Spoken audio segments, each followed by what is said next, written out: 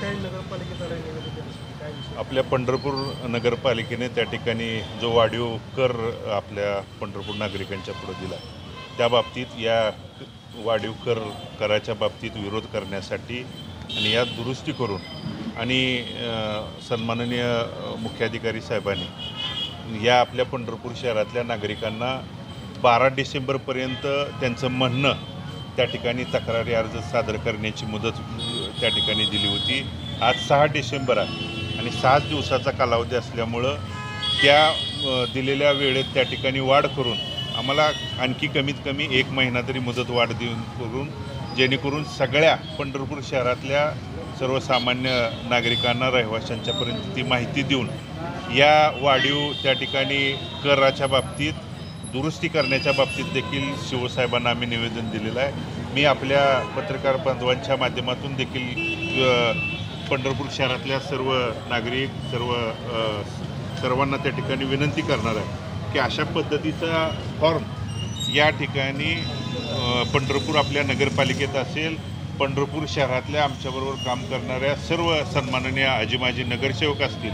सर्व शहरातल्या समाजसेवकांच्याकडं त्या भागामध्ये आम्ही ते फॉर्म देऊन आपण यामध्ये जुनी आपल्याला त्या ठिकाणी करीच्या बाबतीत मग पाणीपट्टी असेल किंवा घरपट्टी असेल ही जुनी पावती आणि नवीन त्या ठिकाणी जी वाढीव आपल्याला पावत्या आलेल्या आहेत त्या पावत्या जर त्या ठिकाणी या अर्जासोबत दिल्या तर त्या ज्या चुकीची करवाढ झालेली आहे त्याच्या बाबतीत दुरुस्ती करण्याचं या ठिकाणी अभिवचन आदरणीय शिवसाहेबांनी आम्हाला सर्व सन्माननीय आजी माजी नगरसेवक सर्व प्रमुख पदाधिकाऱ्यांच्या समोर त्या ठिकाणी दिलेलं आहे. आमची दुसरी प्रमुख त्या ठिकाणी मागणी आहे की ज्या आपल्या पंढरपूर शहरातल्या नागरिकांच्यासाठी पिण्याचा जो पाणी पुरवठा होत होता तो उपनगर भागातील त्या ठिकाणी काही मग मलपेवाड्याच्या माध्यमातून असेल अनेक ठिकाणच्या माध्यमातून दूषित पाणी पुरवठा जे पिण्याच्या पाणी पुरवठ्याच्या जॅक्वेलपर्यंत त्या ठिकाणी दूषित पाणी जाऊन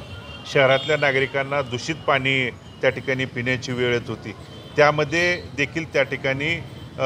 शिवसाहेबांनी संबंधित प्रशासनाने अधिकाऱ्यांनी लक्ष घालून जो दूषित पाणी पुरवठा आहे तो तात्काळ त्या ठिकाणी थांबवावा. या बाबतीतसुद्धा शिवसाहेबांनी त्या ठिकाणी प्रत्यक्ष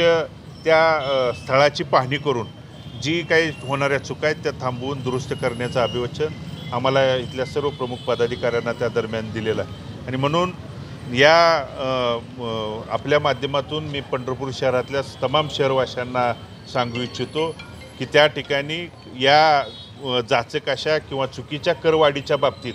आम्ही तुमच्याबरोबर कायमस्वरूपी त्या ठिकाणी खांद्याला खांदा लावून नव्हे तर 2 पावलं त्या ठिकाणी तुमच्या सोबत आहे. परंतु तुम्हीसुद्धा शहरातल्या तमाम त्या ठिकाणी नागरिकांनी या बाबतीत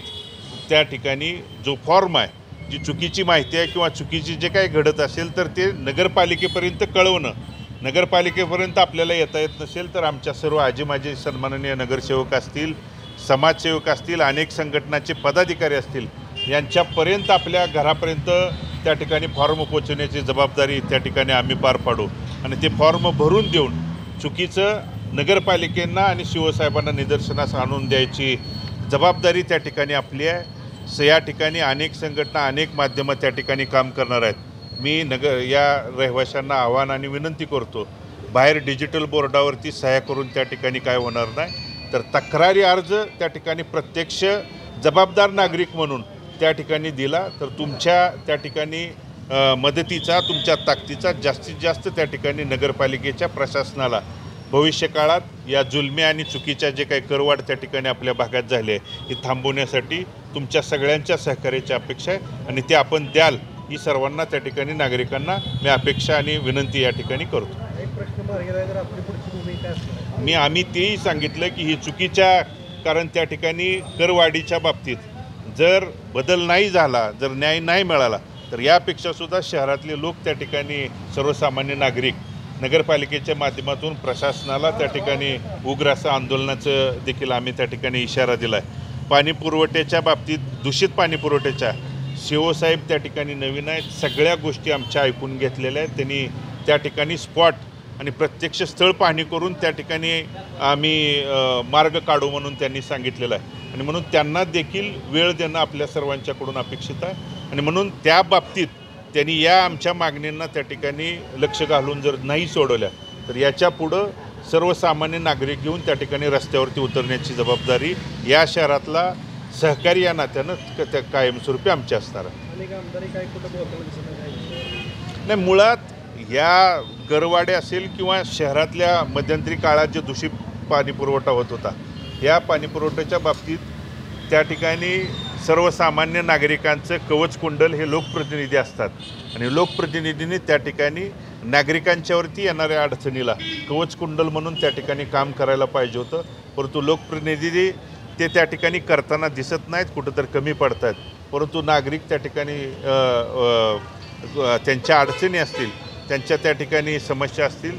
ते सोडवण्यासाठी भविष्यकाळात इथं राजकारणावर त्या ठिकाणी न बोलता या चुकीच्या माणसाला नक्कीच भविष्यकाळात इथले लोक त्यांच्या समस्या सोडवण्यासाठी चांगल्या पद्धतीचा त्या ठिकाणी कवचकुंडल भविष्यकाळात निवडतील.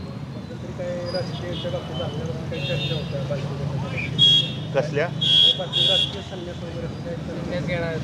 नाही, या राजकीय संन्यास किंवा काय कोणी ठराविक विश्लेषकांना किंवा कुठल्या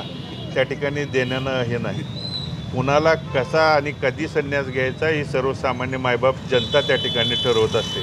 जनता पाठीशी आहे, त्यामुळे कुणाच्या सांगण्यानं जर त्या ठिकाणी संन्यास घेत असतील तर कुटुंबातली किंवा अगोदरची इतिहास तपासा. अनेक जणांना संन्यास घ्यायला लावणारं देखील आमचं त्या ठिकाणी कुटुंब आहे आणि म्हणून कुणाच्या सांगण्यावरून नाही, जोपर्यंत सर्वसामान्य मायबाप जनता इथं पाठीशी आहे त्यापर्यंत संन्यास किंवा या ठिकाणी कोणतीही भूमिका अशी त्या ठिकाणी असणार नाही. आणि म्हणून